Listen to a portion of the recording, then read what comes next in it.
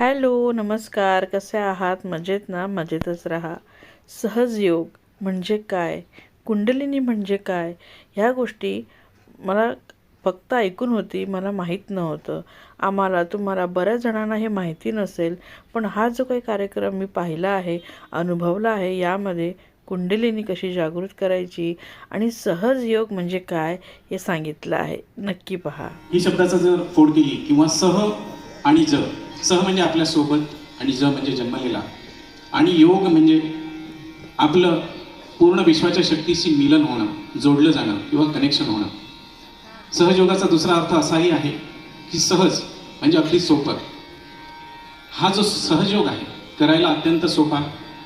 समाजातील कुठलाही वर्ग, वय, धर्म, लिंग, भेद कुठलाही न पाळता कुठलीही व्यक्ती सहज करू शकेल असा हा सहज योग आहे. आपल्यामध्ये जसं म्हटलं की हा जन्मापासून आपल्यासोबत आहे.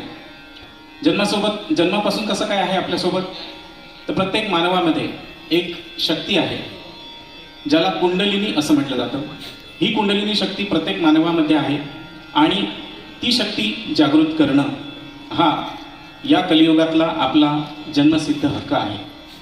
आणि हे आज आपण प्रॅक्टिकली करणार आहोत, याची माहिती घेणार आहोत आणि संगीताच्या माध्यमातून आपल्या पूर्ण सटल सिस्टम किंवा आपल्या सूक्ष्म यंत्रणेचा सुद्धा आपण अभ्यास करणार आहोत, माहिती घेणार आहोत. हा जो सहयोग आहे हा माताजी निर्मला देवी किंवा त्यांचं नाव डॉक्टर निर्मला श्रीवास्तव यांनी 5 मे 1970 साली हा एक अभिनव असा साक्षात्कार म्हणा किंवा एक ही तंत्रकला ही विकसित केली. आणि तेव्हापासून एक आम माणूस, एक एन्मास म्हणजे एक मोठा जनसमुदाय हा आत्मसाक्षात्कार प्राप्त करू शकला. जसं पुराण काळामध्ये एक गुरु एका शिष्याला आत्मसाक्षात्कार देऊ शकत होता, पण श्रीमाताजींनी हे 1970ला जे तंत्र विकसित केलं त्यानुसार एन्मास एका वेळी हजारो लोकांना त्यांचा आत्मसाक्षात्कार मिळू शकतो. श्रीमाताजी निर्मला देवी ज्यांचा फोटो समोर तुम्ही बघताय, त्यांनी मेडिसिन आणि सायकोलॉजीमध्ये स्टडी केलेला आहे. आपल्या स्वातंत्र्य संग्रामामध्ये, आपल्या स्वातंत्र्य लढ्यामध्ये अनेक चळवळींमध्ये महात्मा गांधीजींबरोबर त्यांनी भाग घेतलेला आहे. आणि महत्त्वाची गोष्ट म्हणजे 1970ला जो हा नवीन एक आविष्कार पूर्ण समाजासाठी, पूर्ण जगतासाठी त्यांनी दिलेला आहे, जो आहे आत्मसाक्षात्कार. आत्मसाक्षात्कार समजण्यापूर्वी आपण आपली यंत्रणा, सूक्ष्म यंत्रणा म्हणूया, आपल्यामध्ये कशी आहे ते थोडंसं जाणून घेऊया.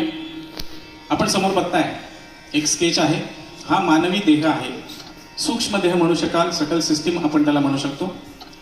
त्याच्या डाव्या बाजूला जे आहे त्या सिस्टीममध्ये 3 नाड्या दाखवलेल्या आहेत. एक डाव्या बाजूची ब्ल्यू कलरची आहे, त्याला इडा नाडी म्हणतात किंवा लेफ्ट सिम्पॅथेटिक नर्वस सिस्टम, जी आपली शुद्ध इच्छेची बाजू आहे. उजव्या बाजूला जी येलो कलरमध्ये आहे त्याला पिंगला नाडी असं म्हणतात किंवा राईट सिम्पॅथेटिक नर्वस सिस्टम, जी आपली क्रियाशक्ती आहे किंवा ही फ्युचरची साईड आहे. आपण पाहतो की निसर्गामध्ये सर्व गोष्टी बॅलन्स आहेत. ज्या गॉडमेड आहेत, परमेश्वरांनी ज्या गोष्टी निर्माण केलेल्या आहेत त्या पूर्ण संतुलनामध्ये आहे. परंतु मनुष्याला असंतुलन आहे. काही नाही काही असंतुलन मनुष्यामध्ये आहे. आणि ते त्यामुळेच आहे की हे आपल्यामध्ये ज्या 2 नाड्या आहेत, इडा आणि पिंगला, त्याच्या असंतुलनाने आपल्याला जे काही प्रॉब्लेम्स आहेत मनुष्याला पर्टिक्युलरली, ते ह्याच्यामुळे आहे. तर सहजयोगामध्ये ह्या दोन्ही नाड्या संतुलित करून आपण मध्यावर, म्हणजे जी मधली नाडी दाखवलेली आहे ज्याला सुषुम्ना नाडी असं म्हटलेलं आहे, म्हणजेच पॅरासिम्पॅथेटिक नर्वस सिस्टम. तर सहजयोगामध्ये कुठलाही पास्ट किंवा फ्युचरमध्ये आपण न जाता वर्तमान काळात स्थित होणं, म्हणजेच आपण आत्ता हा प्रोग्राम ऐकतोय, हा वर्तमान काळ तो आपल्याला एन्जॉय करायचा आहे. भूतकाळाचा विचार न करता, भविष्याचा विचार न करता, जो दोन्ही गोष्टी आपल्या हातात नाही आहेत, हा वर्तमान काळाचा विचार करून ते क्षण आपण एन्जॉय करणार आहोत. तर ही आपली सटल सिस्टम आहे आणि ही इनबिल्ट आहे. ही सिस्टम आपल्यामध्ये आपल्या जन्मापासून इनबिल्ट आहे, म्हणजे आपल्यामध्ये ती आहे, ज्याची जाणीव आपल्याला नाही, ती जाणीव आज आपण घेणार आहोत.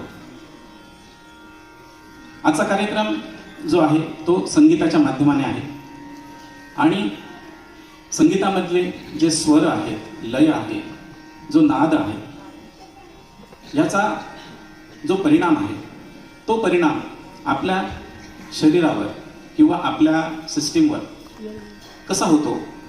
तर जसं सांगितलं की आपल्या शरीरामध्ये 3 नाड्या आहेत आणि त्याचबरोबर 7 चक्र आहेत. चक्र ज्याला आध्यात्मिक भाषेत चक्र म्हणतात, डॉक्टर्स याला प्लेक्सस म्हणतात.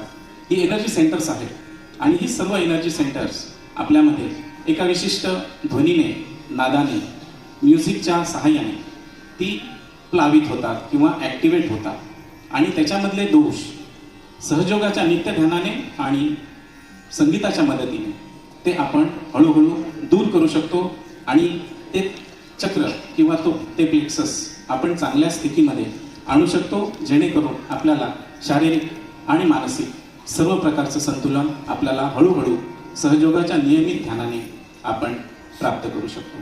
ते प्रथम चक्र आहे ते आहे मूलाधार चक्र. मूलाधार शब्द आपण ऐकला असेल. गणेश अथर्व शीर्षामध्ये मूलाधार स्थितोसी नित्यम असं म्हटलेलं आहे. श्री गणेशांच्या या स्तवनामध्ये मूलाधाराचा उल्लेख आहे आणि आपल्या शरीरामध्ये आपल्या पाठीच्या कण्याच्या खाली म्हणजे जिथे आपण बसतो तो एकदम लास्ट जो खालचा पार्ट आहे तिथे हे मूलाधार चक्र आहे, ज्याला पेल्विक प्लेक्सस असाही त्याचा उल्लेख केला जातो. ह्याचे जे फंक्शन्स आहेत, प्रत्येक चक्रामध्ये त्याच्या आजूबाजूचे जे काही ऑर्गन्स आहेत त्याचे फंक्शन्स कंट्रोल केले जातात. तर आपलं एक्सक्रिशन, रिप्रोडक्टिव्ह सिस्टम हे सर्व या चक्राने कंट्रोल होतं. आणि ह्याचे जे गुण आहेत ते अबोधिता, मंगलमयता, सुबुद्धी, पावित्र्य असे ह्या चक्राचे गुण आहेत, जे इनबिल्ट गुण आहेत, जे गुण आपल्याला कुंडलिनी जागृतीनंतर नित्य ध्यानाने ते गुण आपल्यामध्ये हळूहळू विकसित होतात. तर ह्या श्री गणेशांच्या स्वामित्व असलेल्या चक्राची माहिती आपण घेतली. आता श्री गणेशांच्या स्तवनाने आपण आजचा हा संगीताचा कार्यक्रम, संगीत यात्रा आपण पुढे चालू ठेवूया.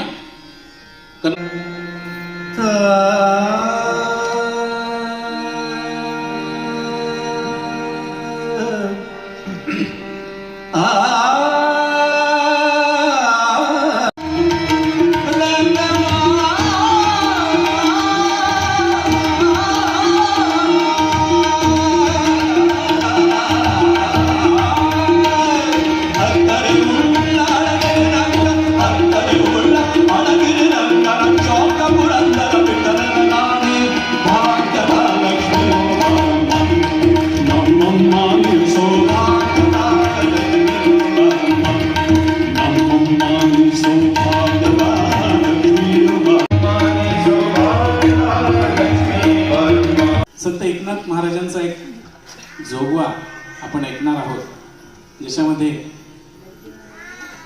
परमात्म्याच्या दिशेने आदिशक्तीला आवाहन केलेलं आहे आणि जोगवा मागितलेला आहे की पूर्ण विश्वामध्ये सर्व लोकांना त्या आदिशक्तीचा मार्ग मिळू दे आणि आदिशक्तीचं जे ज्ञान आहे ते सर्वांनी जाणून घेऊ दे, असा हा जोगवा आता आपण ऐकूया. उदगांबाबाई माई उदगांबाबाई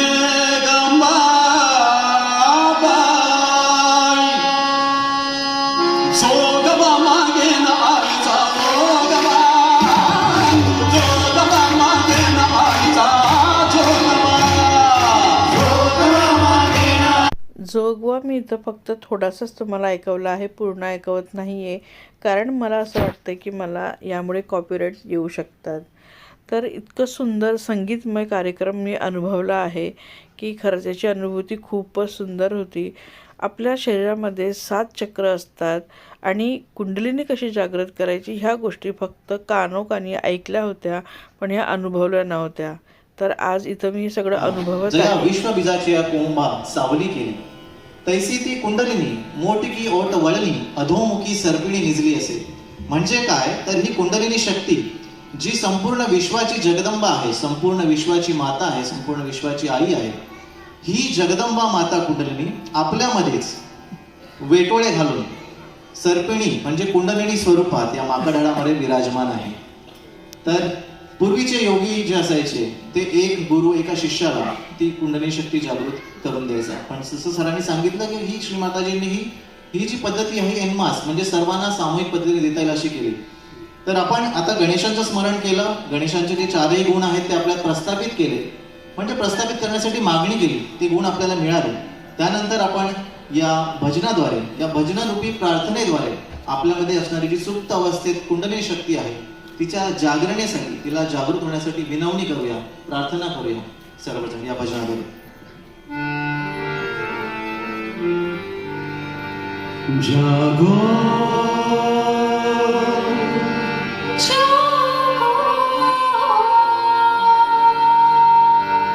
जागो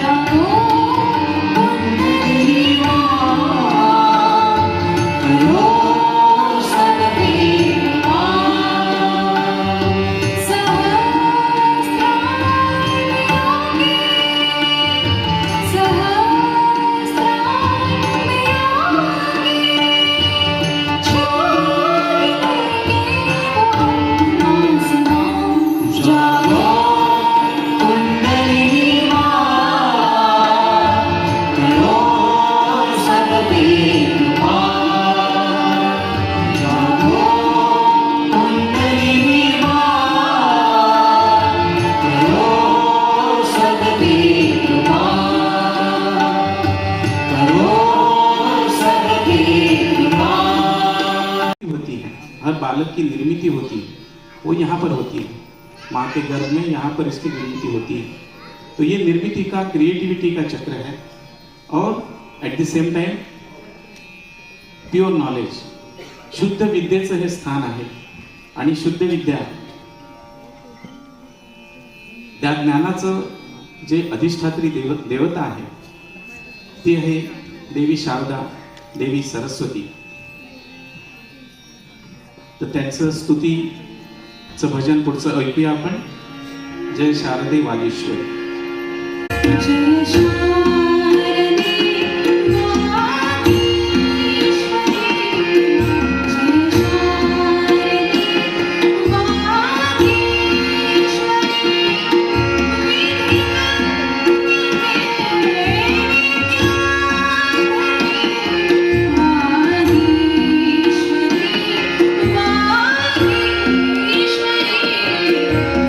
शारदे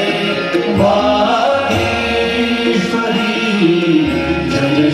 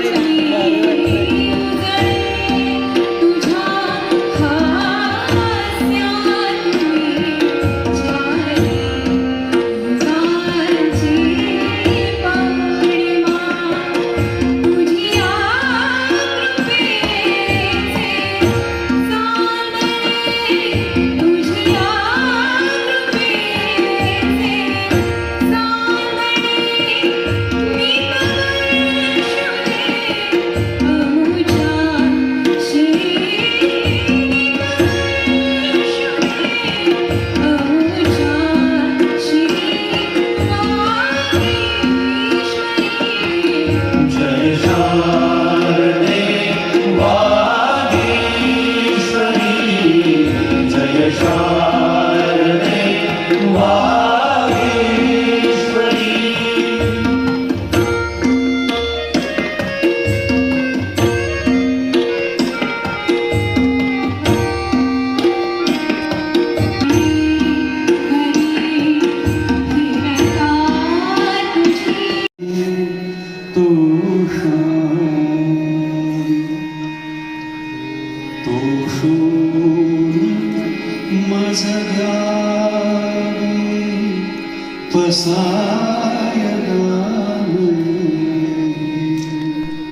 इतकं सुंदर संगीतमय हा कार्यक्रम होता। कुंडलिनी जागृत कशी करायची, कुंडलिनी काय आहे, सेवन चक्रास काय आहे आपल्या शरीरामधले, हे आजच्या ह्या कार्यक्रमामध्ये माहीत केलं आहे। ही माहिती माझ्यापर्यंत न ठेवता तुमच्यापर्यंत देखील पोहोचावी म्हणून हा व्हिडिओ मी केला आहे आणि तुमच्यापर्यंत पोहोचवलेला आहे। इतके सुंदर संगीतमय हा कार्यक्रम झाला। त्याच्या शेवटी हे पसायदान होतं, पण मी कॉपीराईट्स येऊ शकतात म्हणून म्यूट ठेवला आहे।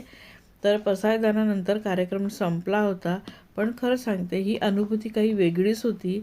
आज आपल्या शरीरामध्ये काय आहे, हे 7 चक्र कोणकोणते आहेत, कसे आहेत हे माहिती पडलं। कुंडलिनी आपण जागृत करू शकतो हे देखील माहिती पडलं।